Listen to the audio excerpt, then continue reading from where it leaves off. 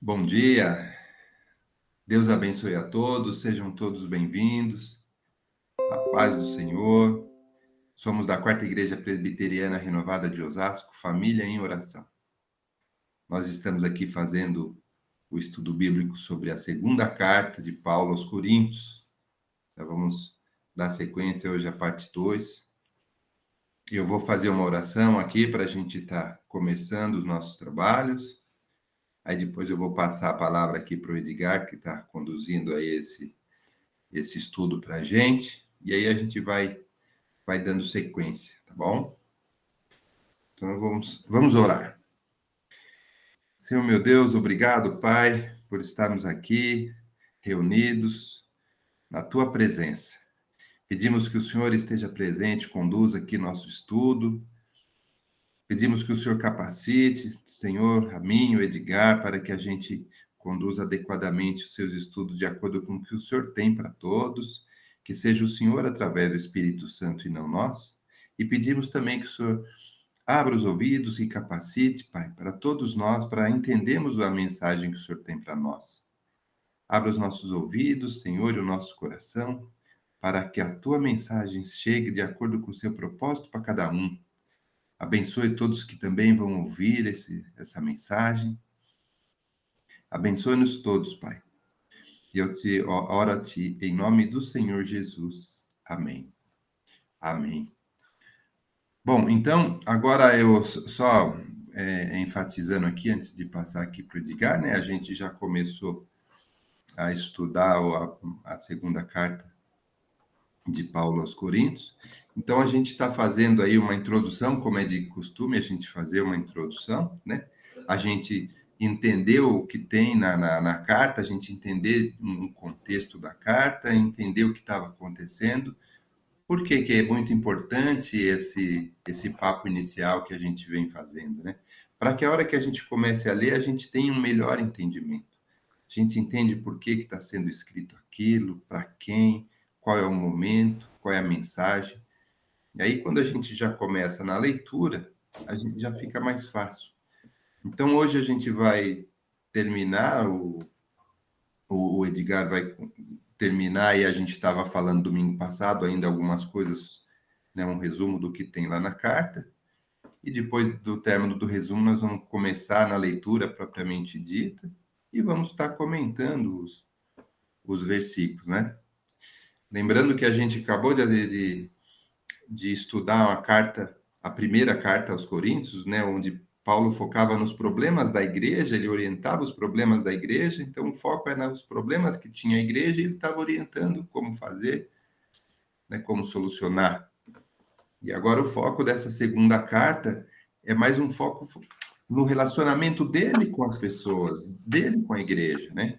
A gente vai falar um pouco sobre isso, né? A gente já começou a falar. Então, o foco é um pouco diferente, né? Um foco voltado para Paulo. Paulo explicando algumas coisas, alguns comportamentos dele também, os porquês de alguma coisa. Paulo, a gente estudou, né, na primeira carta, ele fez lá uns planos para visitar os irmãos em Coríntios. Houve algumas mudanças de plano. Nessa carta ele vai explicar os porquês, nós vamos entender isso, por que ele está explicando isso, tá bom? Então eu vou passar aqui a palavra para o Edgar dar sequência do assunto que a gente vinha comentando aí, Edgar. Opa, vamos lá, né? Estão ouvindo bem? Como é que está o Sim, som? Tá bom? tá bom. Bom, domingo passado nós iniciamos esse estudo, né? É um estudo que vem ali da sequência de 1 Coríntios, né? É diferente de 1 Coríntios, porque agora tem problemas específicos da igreja também, né? Que estão acontecendo para essa carta e correções que Paulo faz para esse momento aí que ele está vivendo, né? E diferente da outra, que foram indicados ali situações que a igreja estava desvirtuando um pouco aquilo que deveria ser, né, o culto, né, a questão mesmo de salvação, né, de ressurreição. Então teve uma certa um direcionamento para a igreja no sentido mais de estrutura da igreja. E nesse momento, nessa carta, ele vem corrigir coisas mais pessoais mesmo, coisas mais ligadas ao ministério dele e aquilo que estava interpretado pelo povo de uma maneira errada, né? Então ele veio para corrigir e para reafirmar a autoridade dele ali como pastor ali, né? Como o trabalho missionário dele também, né? Então ele tinha a necessidade de corrigir algumas coisas.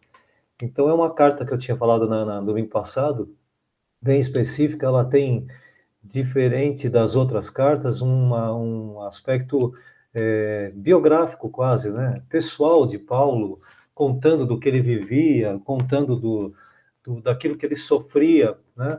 Por amor àquele povo. Então, assim, ele vem sempre falando disso. A gente vai encontrar durante a carta muito, né? Desse amor sendo dito aí por Paulo.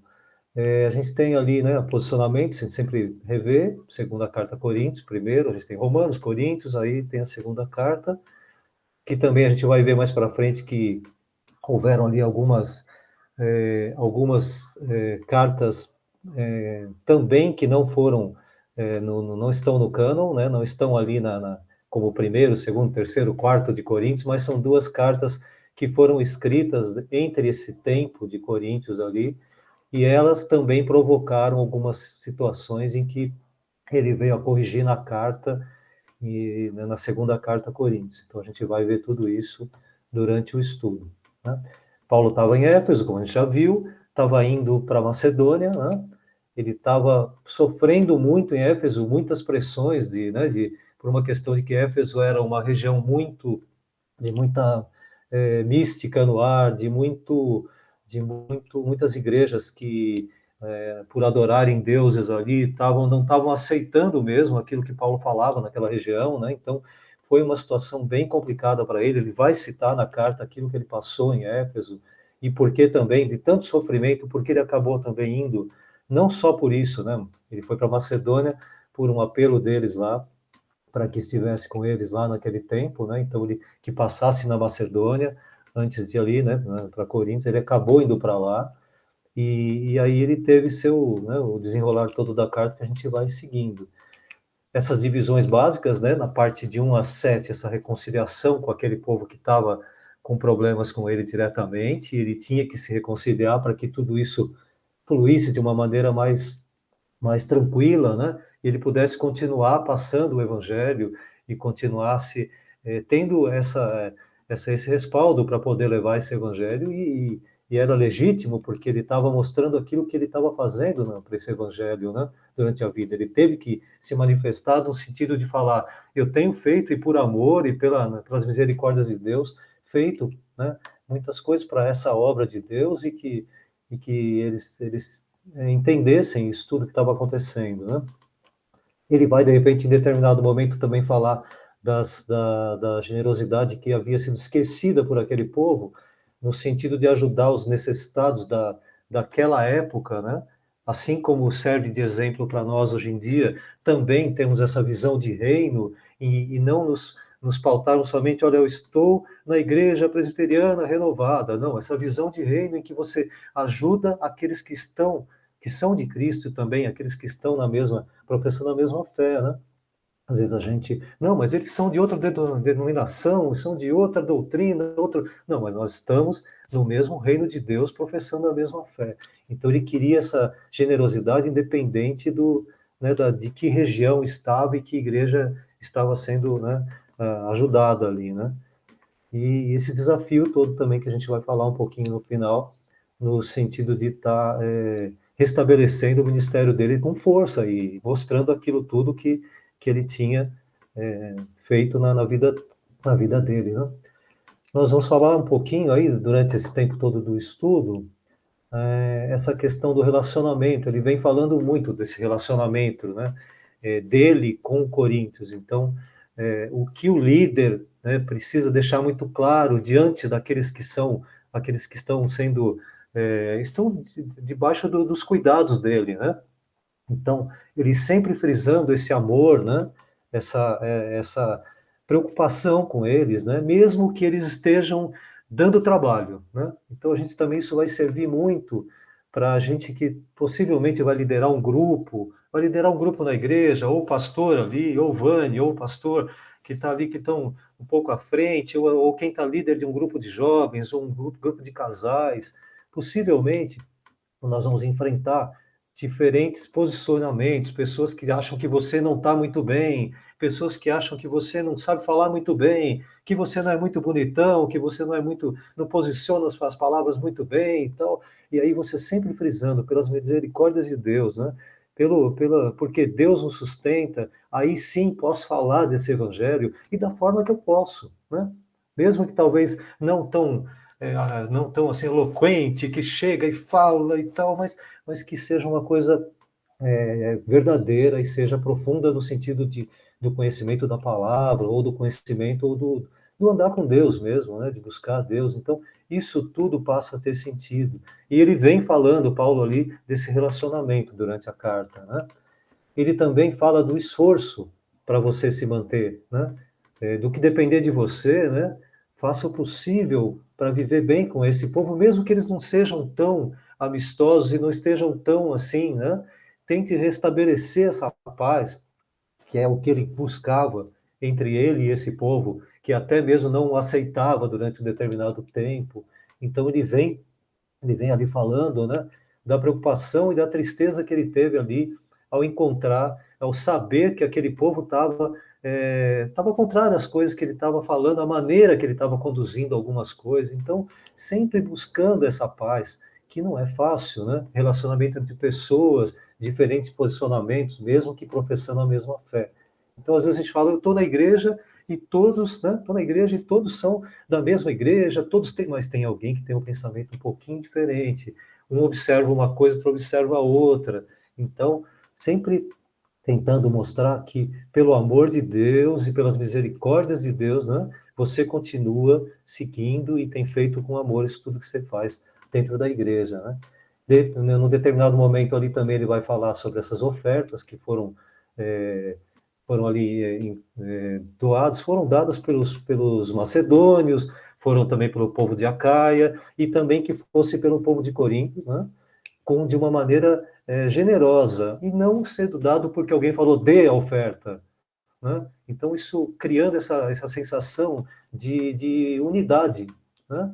A unidade, você está numa igreja onde somos um, né? É uma unidade ali na igreja. Então, apesar das diferenças, como a gente fala, né? O dedo, pescoço, orelha, nariz, né? Essas coisas, somos um corpo, né?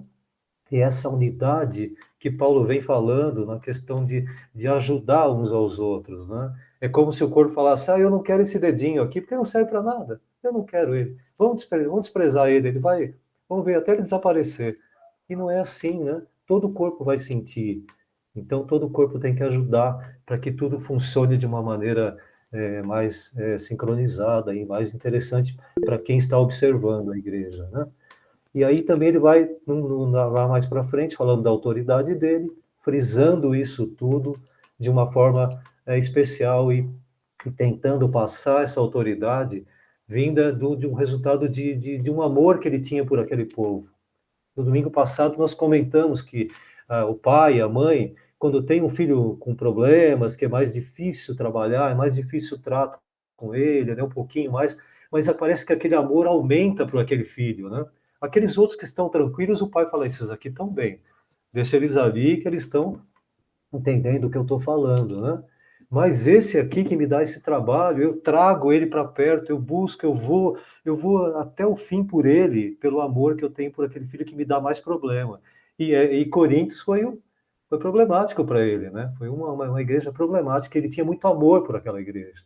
Pelo zelo à palavra, quanto mais problemas tinha naquela igreja, mais ele falava, puxa, eu preciso trabalhar mais, eu preciso ir mais ali, né? Pegar mais com aquele povo e trazer eles mais perto das coisas de Deus. Como na nossa igreja, né? Imagina ali que o pastor observa, tem sempre aqueles irmãozinhos que estão trabalhando, estão fazendo, estão cuidando, estão ali, e tem aquele irmãozinho que às vezes dá um pouquinho mais de trabalho. Ele é um pouquinho mais questionador, é um pouquinho mais, não que seja errado questionar, né? Mas que às vezes o questionamento em excesso gera alguma confusão, e aí isso há de o pastor observar isso e corrigi-lo, né?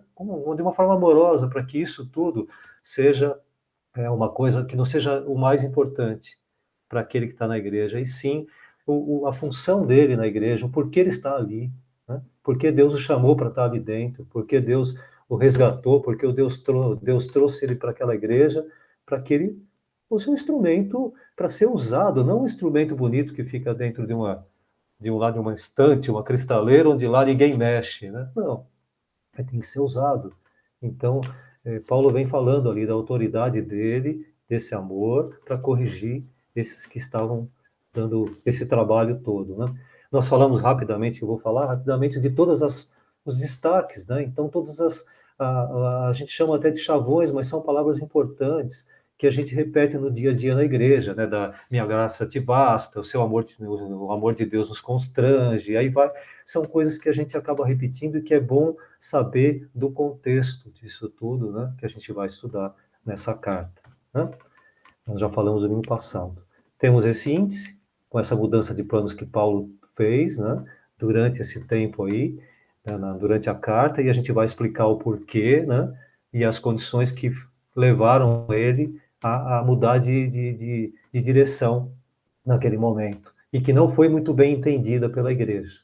Então, às vezes, nós tomamos posicionamento dentro da igreja de uma forma em que, às vezes, você age de uma maneira dentro da igreja e aí as pessoas não entendem muito bem. Por que que o Marcelino, sei lá o quê, sabe? E aí começam a questionar a vida do Marcelino. Mas por que que ele vai de japona e não de terno? Por que que ele fala de tal maneira e não de... Sabe, japona, entendo, né? Eu sei o que é japona. Acho que a maioria aí não entende o que é japona, mas os mais velhos sabem, né? E aí a gente, Ai, ai. Marcelino, tem o respaldo da idade, né? Tem. Tem. Aquela coleção de japonas coloridas, aquela preta, preta, preta, cinza, marronzinha, marronzinha, tá? A gente sempre tem, né? Então. E aí o que a gente tem ali? A gente tem Paulo falando, né, ele mudou esses planos, ele fala do perdão para aquele que não, né, não o deu, né, não deu perdão no momento, mas que ele vai lá e perdoa, e isso dá condições para você ter essa vitória. Ele não guardou essa mágoa daqueles que estavam contra ele ou questionando a liderança dele. A gente vai ter o chamado apostólico de Paulo, os perigos, né, das influências fora da igreja, as tristezas e alegrias do trabalho cristão. Isso é o que mais acontece, né, nesse trabalho cristão. Quanto mais tempo, mais a gente vai se decepciona com uma coisa, se chateia com outra, mas as alegrias, de modo geral, são maiores, né? As vitórias diante de situações vão sendo sempre maiores, né? Mesmo que as pessoas não reconheçam isso, né? Mas isso vai sendo o viver do cristão, né? A gente tem que inverter essa coisa do mundo, né? Esses valores que o mundo te mostra e te impõe puxa, como é que você é um cristão e você tem uma casa que tá tão assim, precisando de tanta coisa e você não tem? Como é que você tem esse carro que não é o 2025, elétrico, super double, tal? Não, por que você não tem isso? Então, ele vem a colocar isso tudo na posição correta e que você começa a ter os valores do reino de Deus e os valores que o mundo te impõe.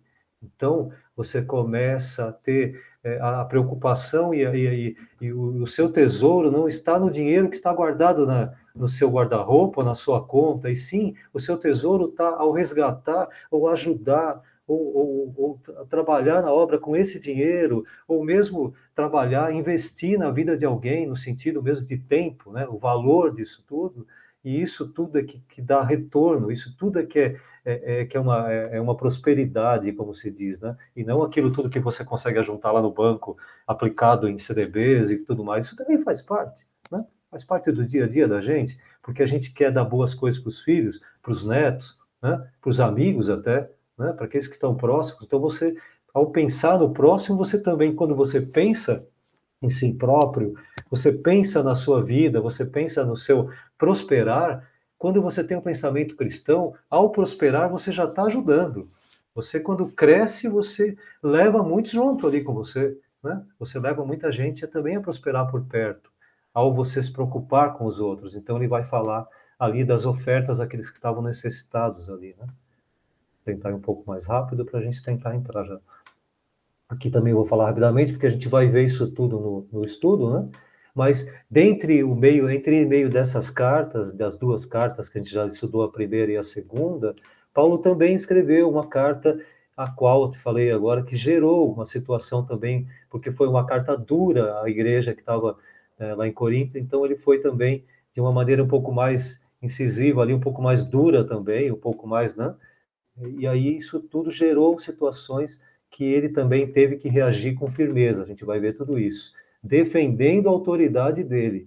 Porque quando a gente sai por aí falando do evangelho, essa autoridade a autoridade que nos foi dada por Deus, ela precisa prevalecer.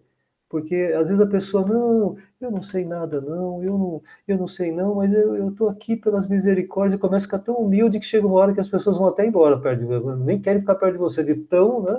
Porque você acaba não demonstrando aquilo que você adquiriu né, pela graça de Deus, né? Então, passar isso tudo como autoridade vinda de Deus, né? E que isso tudo também passe a ser, como ele diz lá num determinado momento, que todos passem a pensar da mesma forma.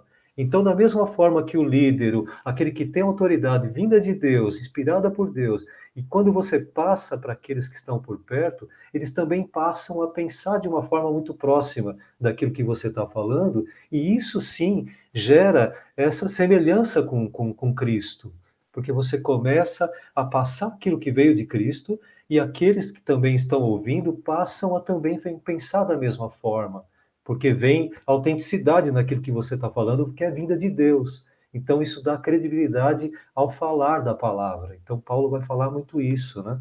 No crescimento espiritual, no sentido de conhecimento, né? Da palavra, né? Então, ele vai falar muito sobre isso.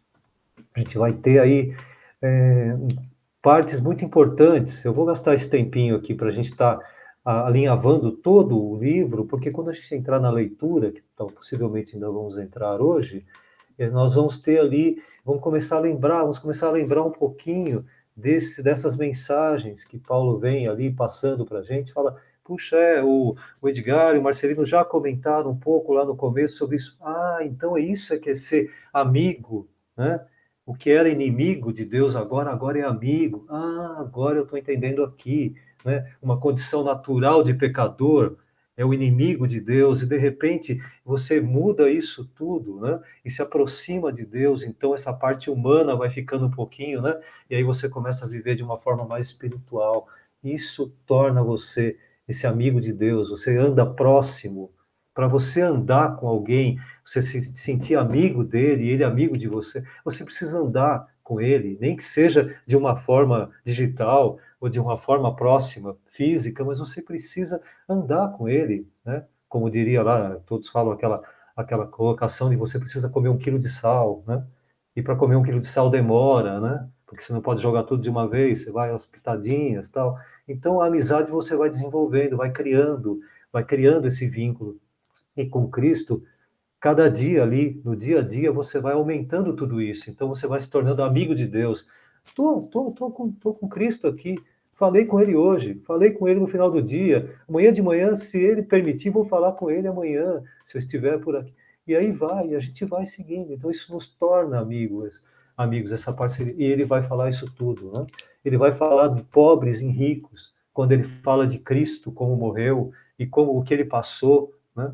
Então ele vai também falar tudo isso, essa transformação em ricos, de uma forma espiritual pelo conhecimento de Deus, né? Pelo conhecimento da palavra. Isso nos torna, dá essa riqueza de detalhes na vida que você começa a perceber, né? Você começa a observar. Então, às vezes, o mundo, ele mostra riqueza de uma forma que a gente tem que observar como cristão, diferente do que o mundo mesmo vê, né? A gente tem uma visão muito complicada de riqueza, né? E a riqueza que tem a palavra, a riqueza que tem uma família que cresce na palavra de Deus, ou que cresce nos caminhos de Deus, ela é uma riqueza que não dá para mensurar, que não há banco que consiga guardar, que não há conta corrente que consiga sustentar essa riqueza. Isso não tem preço, né? Não tem dinheiro que pague, né?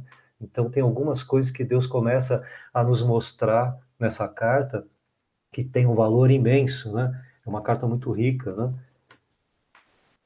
São mensagens também que ele vem a falar ali, a gente vai ouvir muito isso sobre essa esperança e a coragem, né? São promessas, né? Que Deus nos faz ali e que Deus fez ali, dessa garantia, né? Que pelo Espírito Santo a gente vai ter isso tudo revelado para a gente, vai ter, vai nos dar coragem para enfrentar, né?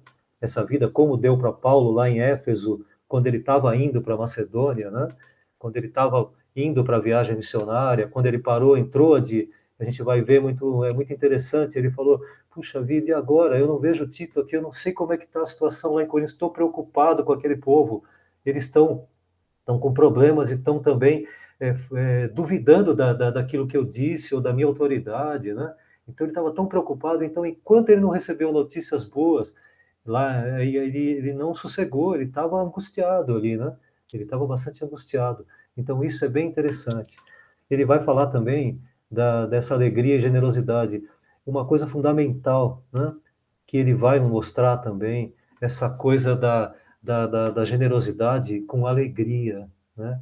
O generoso, simplesmente porque eu faço, eu dou, eu estou doando e tal, às vezes fica esquecida essa generosidade, né? E essa alegria ao ser generoso, né? Ao estar fazendo, né? Não seja penoso, né? Essa divisão de bens, essa ajuda, esse, sabe, até mesmo ao falar de Cristo, ou até mesmo acolher um irmão, quando não com alegria, esse irmãozinho percebe que está fazendo, porque fica olhando para o relógio, deixa eu ver que horas são, e eu vou ficar mais 15 minutos com você, agora são 14, sabe? Então você começa a demonstrar que aquilo tudo está sendo penoso para você. E Paulo fala muito dessa generosidade. Dai com alegria. Eu ajudei, eu fiz, eu levei, o irmão precisou, eu fui lá, eu precisei ajudar, e quando volta, volta feliz, 20 vezes mais feliz do que quando foi ajudar, mesmo que molhado, com frio, com menos dinheiro do que foi, né? Com menos disposição física do que foi, porque foi cansativo lá, mas quando volta, volta tão feliz, porque foi uma alegria ao ser generoso, ao doar tempo, dinheiro, é, conhecimento, tudo aquilo que você fez, porque você ganhou isso de Deus de forma graciosa. Deus te deu tudo isso. Deus te deu dinheiro, te dá esse tempo, te dá essa disposição, né, e essa coragem para você fazer. E aí você não faz porque, né, peraí, mas eu ganhei tudo isso de Deus e agora eu não faço? Eu ganhei, agora eu quero cobrar o que eu estou fazendo?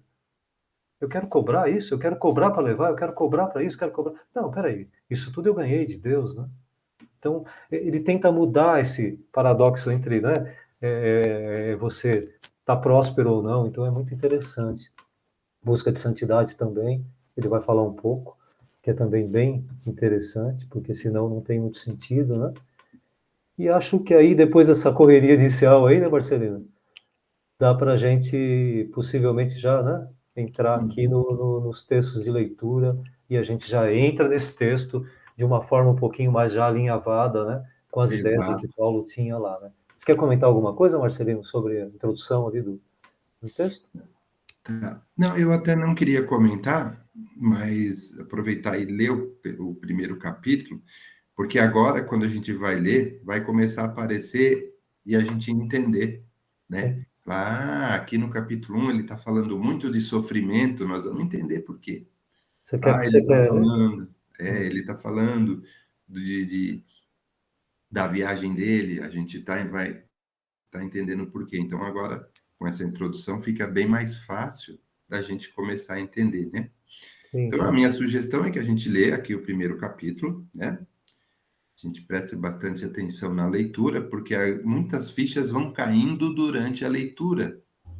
E aí depois a gente vai começar, se não der tempo hoje, que não tem problema, a gente vai começar a ver assim algumas frases e comentar, sim, porque aí elas começam a fazer sentido, né? Por que que Paulo está falando tanto do sofrimento? A gente vai entender por causa disso, né? Por que sim. que ele está falando sobre, né, sobre a autoridade dele? Porque a gente vai começar a entender tudo, né? Você quer fazer Vamos uma ler leitura então? daí? Quer fazer uma É? leitura? Você é um leitor, Eu exímio tô, leitor aí? posso ler? Pode ler. Vamos Então vou ler começar? aqui.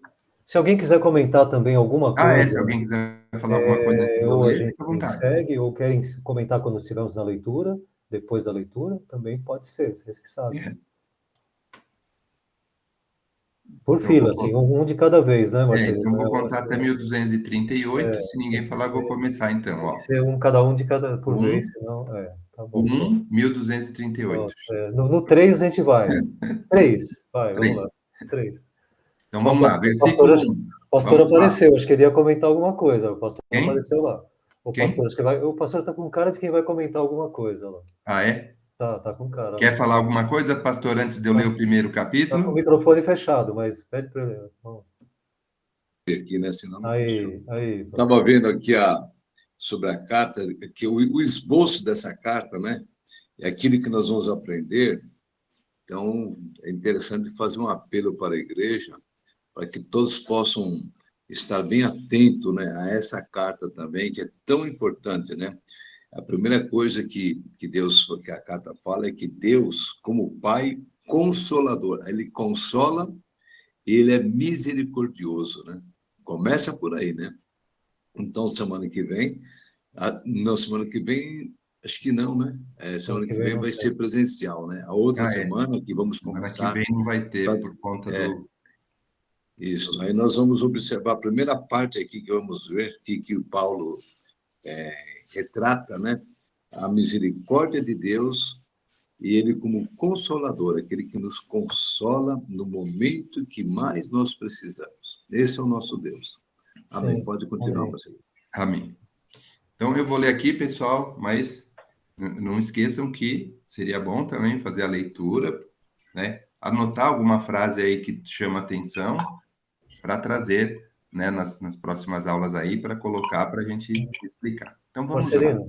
Marcelino, era interessante também que cada um que está participando aqui, ou mesmo nos grupos, ou até nos cultos, que fosse que alguém falasse sobre esse estudo para que as pessoas ouvissem, assistissem no YouTube, mesmo que as que não estão participando hoje, mas que elas venham a acompanhar para seguir esse estudo até o final do outro domingo, não nesse próximo, do outro, para a gente ter umas pessoas mais pessoas envolvidas com esse texto, porque ele é um texto fundamental para a igreja.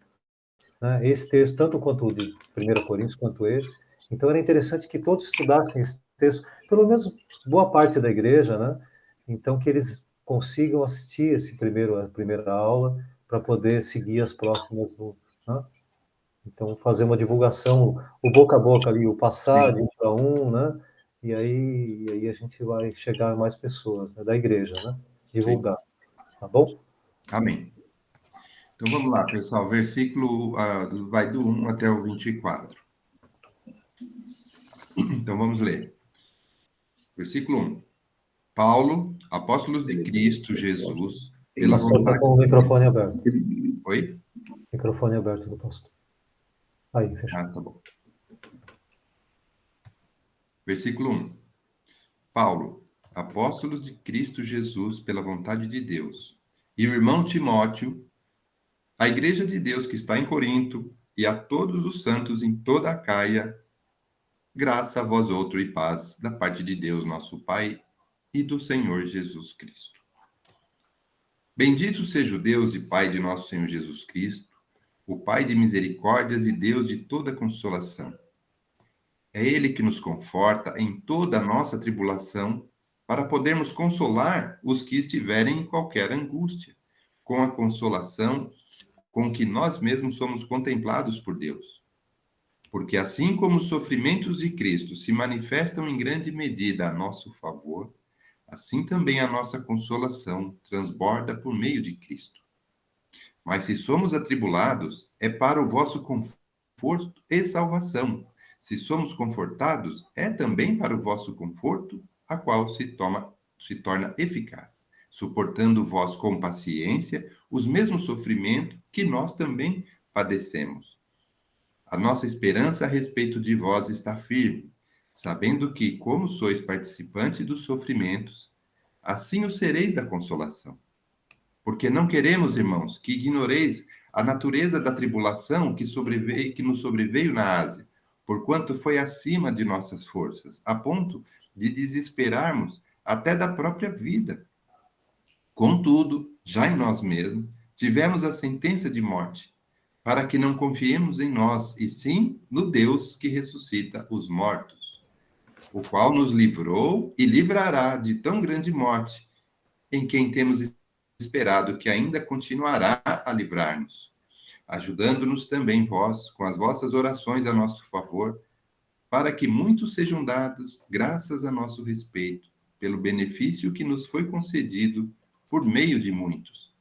Porque a nossa glória é esta, o testemunho da nossa consciência de que com santidade e sinceridade de Deus, não com sabedoria humana, mas na graça divina, temos vivido no mundo e mais especialmente para convosco. Porque nenhuma outra coisa vos escrevemos, além das que ledes e bem compreendeis, e espero que o compreendereis de todo, como também já em parte nos compreendestes, que somos a vossa glória, como igualmente sois a nossa no dia de Jesus nosso Senhor. Com esta confiança, resolveri primeiro encontrar-me convosco, para que tivesseis um segundo benefício, e por vosso intermédio passar para a Macedônia, e da Macedônia voltar ao encontrar-me convosco, e ser encaminhado por vós para a Judéia. Ora, determinado isso, terei porventura agido com leviandade? Ou não deliberar, acaso delibero segundo a carne, de sorte que haja em mim, simultaneamente, o sim e o não? Antes, como Deus é fiel, a nossa palavra para convosco não é sim e não. Porque o Filho de Deus, Cristo Jesus, que foi por nosso intermédio anunciado entre vós, isto é, por mim e Silvano e Timóteo, não foi sim e não, mas sempre nele houve o sim. Porque quantas são as promessas de Deus, tantas tem nele o sim. Porquanto tem por ele é o amém para a glória de Deus, por nosso intermédio. Mas aquele que nos confirma convosco em Cristo e nos ungiu é Deus, que também nos selou e nos deu penhor do Espírito em nosso coração. Eu, porém, por minha vida, tomo a Deus por testemunha de que, para vos poupar, não tornei ainda a Corinto. Não que tenhamos domínio sobre a vossa fé, mas porque somos cooperadores da vossa alegria. Porquanto, pela fé, já estáis firmados. Amém? Bom, essa aqui é a primeira leitura, né? A gente só queria chamar a atenção aqui, né? Já que a gente vai ver bastante na carta, é importante que a gente faça essa referência, né? Quando Paulo começa a escrever, ele fala eu e Timóteo, né? E aí, quando a gente está lendo a carta, a gente vê ele falando muito nós e vós. Às vezes ele fala ele, Paulo, às vezes ele fala nós e vós, às vezes parece que a gente pode confundir um pouco, mas a gente vai, durante o período de leitura, a gente vai esclarecendo. Mas é importante a gente entender. Muitas vezes ele fala, mas nós, né? E a gente pode estar confundindo nós quem? Ele e todo o Corinto, ou ele e só Timóteo? E quando ele fala eu, é só ele, claro. E quando ele fala vós, são as pessoas de Corinto. Então, esse tipo de leitura a gente vai esclarecendo aí, no meio do caminho, mas foi importante a gente entender que logo de começo ele está falando dele e de mais alguns, né? A gente citou os nomes. Nós estamos falando com vós. Então, quando ele fala nós, é ele, é Timóteo, e quando ele fala vós, é o pessoal de Corinto. Mas, enfim, a gente vai depois estar falando um pouco disso, né, desse primeiro capítulo, a gente vai entender por que ele vai falar essas questões. Diga. Sim, nós vamos começando com Paulo já, logo de cara, já vem com a vontade de Deus, né? Então, ele é apóstolo de Cristo pela vontade de Deus. Eu frisei ali por uma questão mesmo de um ensinamento fundamental para o cristão, né? Às vezes a gente quer fazer algumas coisas, né? É vontade minha fazer tal coisa, é vontade. Eu quero viajar para Malásia, evangelizar os malaios, o que lá tal. Não, não sabe assim, é vontade de Deus que você vá lá para Singapura, para né? Para Bessarábia, né? Às vezes não, né? Então, sempre colocar o posicionamento seu diante de situações que você dê essa condição sabe, que a sua vida esteja nas mãos de Deus para que Ele direcione, né? Então, ele já começa a carta falando que pela vontade de Deus ele é apóstolo, né, de Cristo. E isso é fundamental para o resto que nós vamos acompanhar, porque essa vontade de Deus na vida dele ser apóstolo, é o que vai dar sentido a toda essa carta, né? Perfeito. Porque quando você vê ele se posicionando de uma forma humilde, como servo de Deus, nesse momento, ele está fazendo aquilo que seria fundamental para todos nós, né? O pastor, apesar de ser pastor da igreja, ele é um servo de Deus, então ele, de uma forma humilde, ele se posiciona numa condição de que ele depende de Deus para exercer esse trabalho como pastor. Então, alguns pastores, alguns pregadores, alguns missionários, alguns já começam a inflar, digamos que, olha, agora eu ganhei esse ministério aqui de Deus e agora ninguém me segura, né? E calma lá, cara pálida, a vida não é bem assim dentro né, da obra de Deus. Você, quanto mais servo né, e mais ali dedicado às coisas de Deus de uma forma humilde e ouvindo a Deus como aquele que direciona a sua vida, te dá essa condição. Então, só no número 1 ali já tem ensinamento precioso para a vida toda, né? E aí ele começa a falar um pouquinho, né? Dos santos de Acaia, também é bom localizar que Acaia ficava ali na região, ali você tem a Macedônia, você tem Acaia um pouquinho abaixo. Acaia era uma região onde tinha treinamento de soldados romanos, então uma região importantíssima, né? Uma região de também alguma certa prosperidade no sentido de governo olhar para aquele povo diferente para que ele desse sustentação para aqueles soldados. Então era uma região importante estrategicamente para o Império Romano, né? E ele fala também para esse povo. Então ele fala para o povo da Macedônia, quando ele vai falar ali, né? Ele cita a Macedônia, cita Caia e vai falar de Corinto também como povo de Deus que estaria ajudando os judeus lá que estavam sofrendo e estaria ajudando outros povos também, possivelmente daí para frente. Então ele vai citando ali. E aí a gente vem também algo que nos interessa muito, eu acho que nos interessa muito, que é o Deus da consolação, das misericórdias e consolação. Então logo que ele inicia ali, ele está no 3 falando sobre isso, ele vem falando, no 2 ele fala da graça e paz, que era um cumprimento corriqueiro, né, daquele povo, né, do povo já comum de se falar, paz, né, que era muito comum, graça e paz era um cumprimento comum para esse povo nessa época, né, e ali embaixo ele já vem falando do Deus da consolação e das misericórdias, né.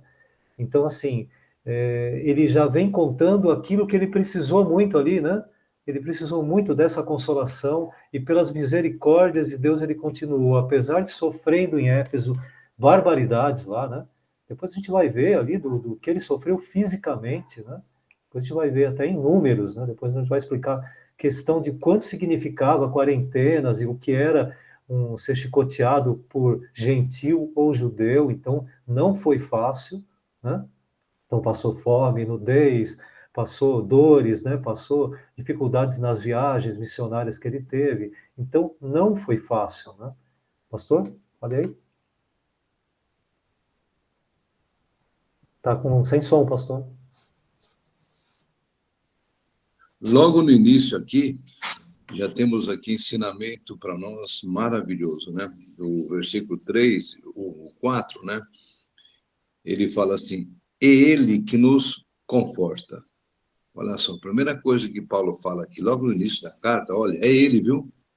É ele que nos conforta em toda tribulação. Então, está dizendo que todos nós passamos por tribulação, mas nós temos que crer também quem é que vai nos confortar. É ele, é o nosso Deus através de Jesus Cristo.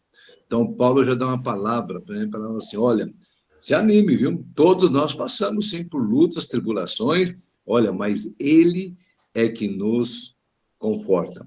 Agora, interessante outra coisa, mas qual a finalidade? para podermos consolar. Olha aqui, nós só passamos por lutas, por dificuldades, ele nos consola, com o objetivo também de nós passarmos essa graça de Deus para outras pessoas, dizendo que ó, está passando por isso, mas Deus é aquele que nos conforta.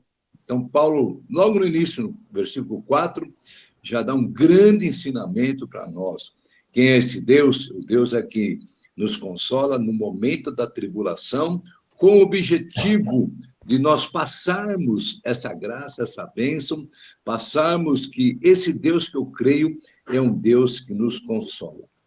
Então, aqui, logo no início, é uma carta aqui maravilhosa, né? E Paulo sabia que Deus os sustentaria e o fortaleceria. Tinha certeza, olha, sim, eu passo por luta, vou passar por luta, mas eu tenho certeza que Deus nunca vai nos desamparar. Ele é aquele que, no momento difícil, está nos consolando, no momento de fraqueza, está nos fortalecendo. Então, Paulo já dá uma lição para todos nós aqui. Amém. É interessante, pastor. E ele fala do consolar os que estão passando por tribulações. Quer dizer, você vê ele consola das tribulações pessoais e faz com que você, com isso, passe a ajudar aqueles que também estão sofrendo, né? Até mesmo pelo exemplo objetivo, seu, né? Até pelo exemplo seu de enfrentar uma tribulação e continuar ajudando alguém no momento da tribulação, não no momento que está tranquilo. No momento que você está passando por uma dificuldade absurda, mas você fala, eu vou lá ajudar o irmãozinho que possivelmente está pior ainda, sabe? Ou também passa por isso. E isso te dá forças para sustentar na fé e continuar, né, seguindo mesmo também na tribulação. Então, Paulo não desistiu lá em Éfeso do povo de Corinto, né? Ele estava sofrendo muito lá, mas ele foi para Macedônia e depois ele falou com o povo de Corinto, mesmo passando, né, mesmo ainda com as marcas no corpo daquilo que ele passou lá em Éfeso. Então, Amém. é interessante isso. Acho que a gente está acabando o tempo aí, né, Marcelino? Amém. Faltam 5 minutos.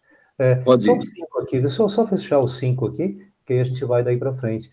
E aí, ele fala daquilo que Cristo passou, né, como sofrimento de cruz, como sofrimento até a morte dele, né? Ele passou por coisas que transbordaram para nós, que isso tudo passou como ensinamento para que a gente venha a transbordar a consolação que ele vem para nossas vidas, né?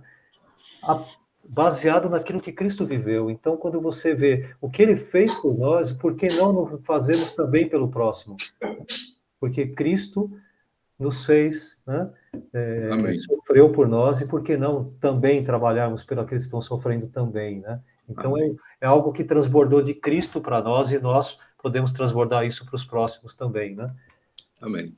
Vamos lá? Amém. Acho que está quase encerrando aqui, ó. 2 minutos.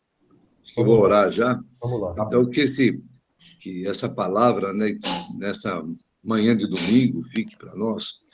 Quem é o nosso Deus? Um Deus que consola no momento difícil da nossa vida, com um grande objetivo de você passar essa bênção para outras pessoas que necessitam também. Não vamos esquecer, irmãos, amanhã começa a nossa campanha de oração.